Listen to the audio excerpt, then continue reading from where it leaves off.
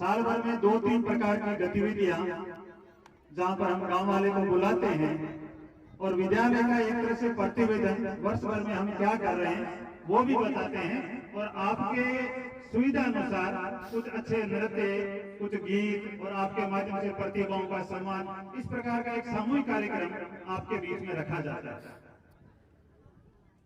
आज के दिन देश स्वतंत्र हुआ तो वहां से सीख लेने वाली चीज इतनी है कि लंबी गुलामी के पश्चात देश के व्यक्तियों को, देश के आमजन को खाने, पीने, पढ़ने और बोलने का अधिकार प्राप्त हुआ। तो फिर वहां उस चीज से अब हमें क्या लाभ लेना है? मोटा मोटी जो बच्चे हमारे सामने बैठे हैं और जो पढ़ रहे हैं उनसे निवेदन, उनसे आग्रह और हम सभी की जिम्मेदारी से पढ़ लिख करके अपने पैरों पर खड़े हो जाएं, अनुशासित और संस्कारित बने, देश के सभ्य नागरिक बने। और हम इस प्रकार का सामूहिक प्रयास करेंगे तो ये बच्चे खड़े होंगे तो हमारा देश भी खड़ा होगा। छोटी मोटी कई प्रकार की बातें अपन करते हैं कि गांव के उस मोहल्ले में गंदा पानी इकट्ठा हुआ है तो हमें क्या फर्क पड़ता है उससे फर्क यह पड़ता है कि वहां का गंदा पानी है तो वहां पर जितने प्रकार के रोगाणु उत्पन्न होंगे, मच्छर पैदा होंगे, कोई जीवाणु पैदा होंगे, तो हम समझते हैं कि उस मोहल्ले के व्यक्तियों को ही वो सबसे ज्यादा प्रभावित करेंगे। हो सकता है सबसे ज्यादा प्रभावित उनको करें, लेकिन कुछ न कुछ प्रभावित तो हमको भी करेंगे, पूरे गांव को प्रभावित करेंगे। तो जैसे गंदा पानी होता है वो पूरे गांव को प्रभावित करता है। कहीं न कहीं अगर हमारे बच्चों में अगर कुसंस्कार है, अनुशासनहीनता है या वो गलत राह पर हैं और हम सोच करके खुश हैं कि उस मोहल्ले का बच्चा है, उस जाति का बच्चा है, हमारे क्या फर्क पड़ता है? तो फर्क हमारे भी पड़ता है। कभी न कभी वो हमारे परिवार तक भी वो संक्रमण फैलेगा, हमारे परिवार को भी प्रभावित करेगा। तो पूरे गांव की जिम्मेदारी है कि गांव का बच्चा, गांव की बच्ची अच्छी बने, पढ़े लिखे, अपने पैरों पर खड़ी हो और गांव का नाम रोशन करे। तो सबका प्रयास बनना चाहिए, सबका प्रयास होना चाहिए कि गांव के बच्चे अच्छे बने और अच्छे गांव के लिए करें। अभी यहाँ पर एक विद्यार्थियों ने कार्यक्रम रखा था, वो इंस्टाग्राम, फेसबुक, टिकटॉक सब हम सब जानते हैं कि सामने वाले जो बच्चे बैठते हैं वो भी उससे बच्चे हुए नहीं है, वो एक वर्चुअल दुनिया है। दुनिया कैसी? जैसे हम छोटे थे कहानियां पढ़ते थे कि स्वर्ग लोक से परियां आती है, तो कभी आती थोड़ी है, हमारी कहानियां पढ़ी, इसलिए हमारे लिए कोई फायदा नहीं है। लेकिन कुछ लोग अपने धंधे के लिए उनको चलाते हैं। जैसे कुछ लोग अपने धंधे के लिए दारू बनाते होंगे, कुछ लोग अपने धंधे के लिए सिगरेट बनाते होंगे, उनका तो वो काम है अपना धंधा फैलाने फूलने के लिए। लेकिन हम क्या उसके कस्टमर बनते हैं क्या? और अगर कस्टमर बनते हैं तो निश्चित रूप से हम संक्रमित होंगे, पूरा हमारा ही होगा। तो काल्पनिक दुनिया है। गूगल के लाभ भी बहुत सारे होंगे, मोबाइल के लाभ भी बहुत सारे होंगे। पुलिस वाले आजकल इस मोबाइल और ट्रेसिंग के माध्यम से अपराधियों को पकड़ लेते हैं, तो उनके वो लाभ होंगे। लेकिन हमारे कितने लाभ है ये सोचने की चीज है। कंप्यूटर है, मोबाइल है, उसका अध्ययन में भी बहुत बड़ा योगदान है। मैं भी करता हूँ, जब कई बार हिंदी के, इंग्लिश के वर्ड है वो कठिन होते हैं, मैं सोचता हूँ कि इसका अर्थ क्या होगा वास्तव में, तो उसमें एक हिंदी डिक्शनरी आती है, मैं उसके अंदर हिंदी का शब्द डाल देता हूँ, इंग्लिश का शब्द डालता हूँ, मुझे उसका सही अर्थ मिल जाता है। तो उसका लाभ हुआ। लेकिन लाभ कितने लोग लेते होंगे? बहुत कम। मेरा बच्चों से है, पढ़ेंगे लिखेंगे तो राजा बनोगे, पढ़ोगे लिखोगे तो राजा बनोगे। राजा कैसे बनोगे? अभी सरपंच साहब ने आपसे जो बड़े भैया बहन थे, जिनकी सरकारी सेवा में नौकरी लगी, वो यहाँ आए, उनकी सेवा, उनका सम्मान किया, वो राजा बन गए हैं। आज की दुनिया के राजा यही है। अब मान सिंह, जसवंत सिंह इस धरती पे कोई पैदा नहीं होने वाले, जो अपने पैरों पे खड़े हो गए वो आज के राजा हैं। तो वो राजा हैं तो पढ़ेंगे लिखेंगे तो राजा बनेंगे, नहीं तो सरपंच साहब रजिस्टर लेकर तैयार बैठे हैं, मनरेगा के मजदूरों के लिस्ट में नाम जरूर लिख लेंगे। तो कहाँ बनना है? सरपंच साहब वाले लिस्ट में नाम लिखाना है या यूं आगे के गले में माला पहननी है और अपनी नौकरी करनी है, अपना धंधा करना है? तो विराट कोहली है, वो अपने काम कर रहा है, वो बोल के आती बोल के सिक्स मारता है, पैसे कमाता है, खेल रहा है, कूद रहा है, शरीर मजबूत है।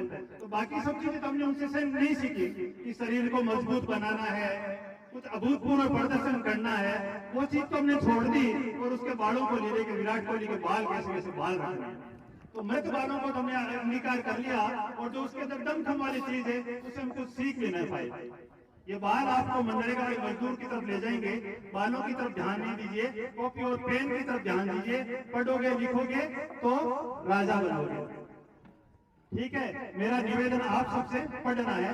गांव वालों से ये कि सरकारी स्कूल कहने को तो कहते होंगे सरकारी स्कूल है, वहां क्या है, कुछ है, जो कुछ भी है, मन में जितनी प्रकार की बातें कर लीजिए, लेकिन जितना स्वच्छंद वातावरण, शिक्षा की परिभाषा क्या है आपने नहीं पढ़ी होगी, तो शिक्षक है उनको पढ़िए। वो कहते हैं कि बच्चों को खुले मैदान में छोड़ दीजिए, उनको बताते जाइए, उसके अंदर जो शक्ति है उसको अपने आप खेलने दीजिए।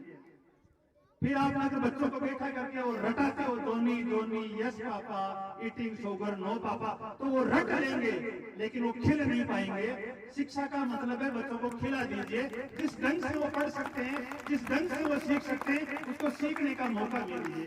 सरकारी स्कूल वो है, योग्य शिक्षक आता है, बच्चों को कक्षा में पढ़ाता है, जो पढ़ना चाहते हैं वो पढ़ते हैं। सब नहीं पढ़ पाएंगे, किसी को मैकेनिक भी बनना है, किसी को ड्राइवर भी बनना है, किसी को कारीगर भी बनना है, किसी को डॉक्टर भी बनना है, किसी को शिक्षक भी बनना है। सब प्रकार का क्षेत्र होता है, अपने अपने क्षेत्र में दीजिए और काम करिए। तो कारीगर क्या कमजोर होता है क्या? अयोध्या में राम का मंदिर बन रहा है, वहां पे जो कारीगर काम कर रहा है उसको दिन के 4-5 हजार रुपए भी मिलते हैं। तो ठीक तरह से मूर्ति बना रहा है, तो ठीक तरह से खंभे बन रहा है, उसको प्रतिदिन के 4-5 हजार रुपए भी मिलते हैं।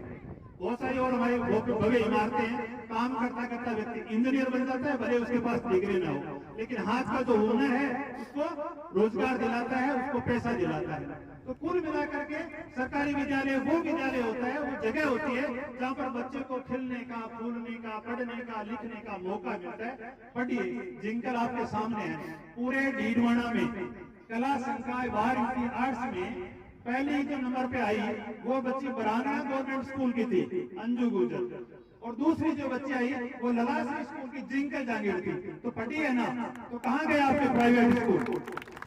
बड़ी बड़ी गाड़ियां आती है, यहाँ पे एसी लगी हुई, पीढ़ी पीढ़ी आती है, पीढ़ी पीढ़ी जाती है, आप बड़े खुश होते उठा करके बच्चे को रखते हो, टिफिन में पराठा डालते हो, टाई बेल्ट बांधते हो, करते हो, फीस देते हो बहुत सारी। कहाँ गए वो बच्चे? स्कूल में पढ़ने वाले बच्चे, उनके नंबर क्यों नहीं आ रहे? और आते हैं तो वो विशेष प्रकार के कारण होते होंगे, मैं उनकी आलोचना नहीं कर रहा, लेकिन जितना खुलापन और पढ़ने का मौका भी सरकारी स्कूल में मिलेगा वहां आपको कहीं नहीं मिलेगा, बशर्ते हम लोग ठीक तरह से पढ़ाएं, बशर्ते हम लोग ठीक तरह से पढ़ाएं। हम अगर पढ़ा नहीं रहे हैं तो फिर कोई फायदा नहीं है। लेकिन ललासी के स्कूल का स्टाफ आपके बच्चों को मन से, तन से, और अभी भी आपने देखा है धन से भी पढ़ा रहा है। तो आपकी पहल बननी चाहिए कि हमारे बच्चों को स्कूल के अंदर भेजें।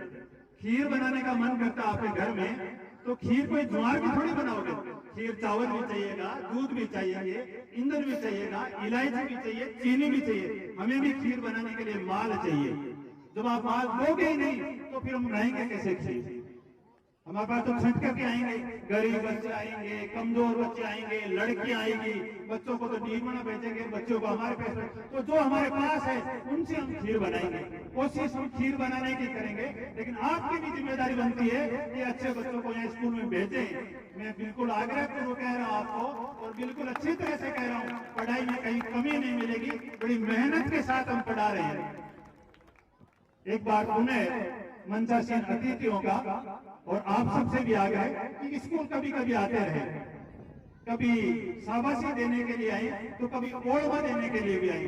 कोई हमें ऊपर से नहीं आए कि हमारे पास कोई शिकायत का मौका नहीं देंगे, शिकायत का मौका हम भी देंगे, लेकिन आप कम से कम आगे बताएं तो ही सही कि आपके हिंदी में थोड़ा टाइम टेबल के अनुसार है, वो पढ़ाई पूरी नहीं हुई है सर, हिंदी में थोड़ी एक्स्ट्रा क्लास लगवाइए, या ये बच्चा बदमाशी कर रहा है, घर में कहना नहीं मान रहा है। कुछ जिम्मेदारी आपकी भी बनती है, तो आप भी अपनी जिम्मेदारी का निर्वहन करें। स्कूल के ऊपर लिखा है राजकीय उच्च माध्यमिक विद्यालय ललासी। अगर वो स्कूल मेरी होती तो हरवीर सिंह जाखड़ का होता। स्कूल गांव की है, ललासी की है, तो ललासी के लोगों की पहली प्राथमिकता बनती है कि वो स्कूल में आए और अपने स्कूल की संभाल करें। मैं पुनः आप सब पधारे हैं, आप सबका धन्यवाद ज्ञापित करता हूँ। स्कूल को संभालते रहिए, हम पूरी कोशिश करेंगे स्कूल के बच्चों को सुंदर, शिष्ट और अनुशासित, संस्कारित और ज्ञानवान बनाने का। आपको एक बार पुनः धन्यवाद। जय हिंद, जय भारत।